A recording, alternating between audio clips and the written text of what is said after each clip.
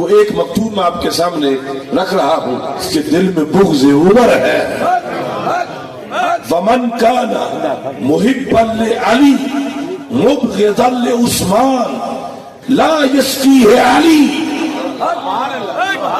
فرمایا کہ جس کے دل میں حضرت مولا علی رضی اللہ تعالیٰ عنہ سے محبت ہو لیکن حضرت عثمان غنی رضی اللہ تعالیٰ عنہ سے بغض رکھتا ہو، فرمایا لا یسقیہ علی، علی اسے نہیں پلائیں گے۔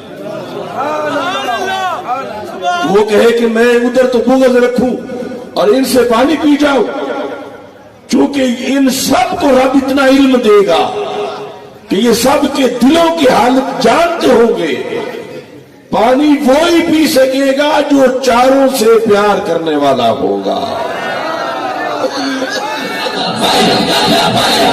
پیار نبھانا پڑے گا ہر مرحلے پر اور اپنے عمل سے، کیونکہ ما یلفظ من قول الا لدیہ رقیب عتید۔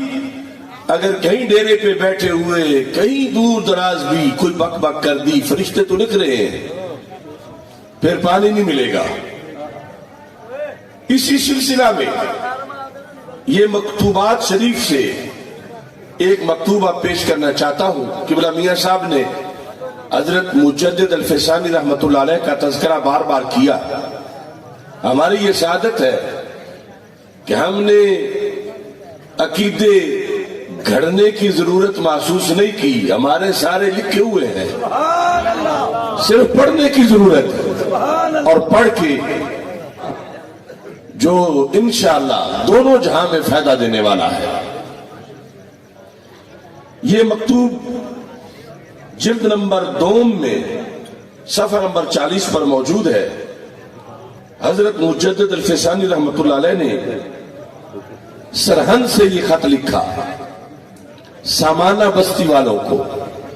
سامانہ بھی انڈیا کا ایک علاقہ ہے، وہاں ایک جرم ہوا تھا، اس جرم کے ازالے کے لیے توجہ کرنا۔ جرم کیا ہوا تھا کہ وہاں کی جو مرکزی مسجد تھی اس میں عید کے خطبہ کے اندر، عید قربان کے خطبہ میں خطیب نے خلفائے راشدین کے نام خطبے میں نہیں لیے تھے۔ یہ حادثہ ہوا تھا۔ آج تو ایسی باتوں کو ہضم کیا جا رہا، لیکن مجدد صاحب زندہ تھے، آپ نے اس پہ ایکشن لیا کہ میرے جیتے ہوئے کوئی خطیب خلفائے راشدین کے نام چھوڑے اور پھر سنیوں کی مسجد میں ہی رہے۔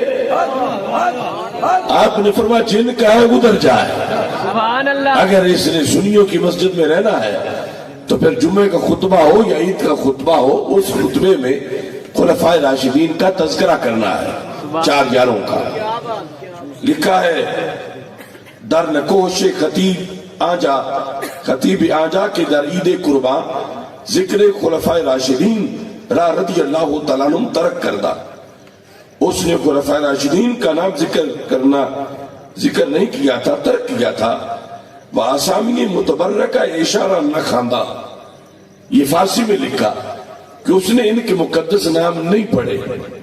ونی سنیدہ شد، یہ بھی سنا گیا کہ چون جمع بہو تعرض نمودن بساو نسیان خود اعتذار نہ کرتا، کہ جب کچھ لوگوں نے پوچھا کہ آپ نے نام نہیں لیے، آج عید پڑھائی ہے، خلفائے راشدین کے نام نہیں لیے، مجدد صاحب فرماتے آگے اس نے معذرت بھی نہیں کی، کیا کہ میں بھول گیا تھا یا مجھے یاد نہیں رہا، ایسا نہیں کہا، بلکہ فرمایا بتبرد پیش آمدہ، آگے وہ سرکشی سے پیش آیا اور گفتہ اس نے کہا کہ چے شد اگرچہ اسامی خلفائے راشدین مذکورہ نہ شدہ، آگے اکڑنے لگا کیا ہو گیا ہے، اگر میں نے خلفائے راشدین کے نام نہیں لیے تو کیا ہو گیا ہے۔ مجدد صاحب نے خط میں لکھا کہ یہ اس کا رویہ ہے۔ پھر ونی سنیدہ شد کہ اکابر و اہالی مقام دری باب مسالہ ورزیدن، کہ وہاں کے جو چودھری اور نواب اور سادات ہیں اور قاضی ہیں انہوں نے بھی سستی کی ہے۔ سستی کیا کی ہے کہ بشدت و غلظت با خطیب پہ بے انصاف پیش نہ آمدن کہ اس بے انصاف یعنی ظالم خطیب سے وہاں کے بڑے لوگوں نے سختی نہیں کی، سختی سے پیش نہیں آئے، اسے مسجد سے نہیں نکالا۔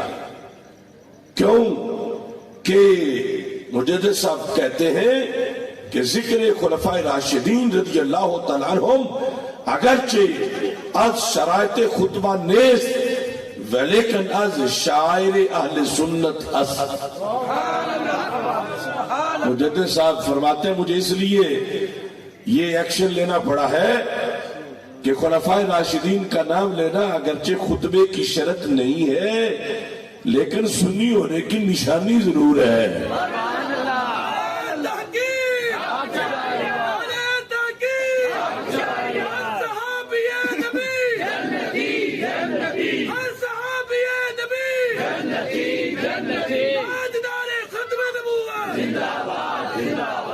تو سنی ہونے کی نشانیوں میں مجدد صاحب نے اس وقت لکھا لیکن از شاعر اہل سنت اس، کہ یہ اہل سنت کی پہچان ہے کہ سنیوں کی مسجد میں، عیدگاہ میں، جمعے میں خلفائے راشدین کے نام لیے جاتے ہیں۔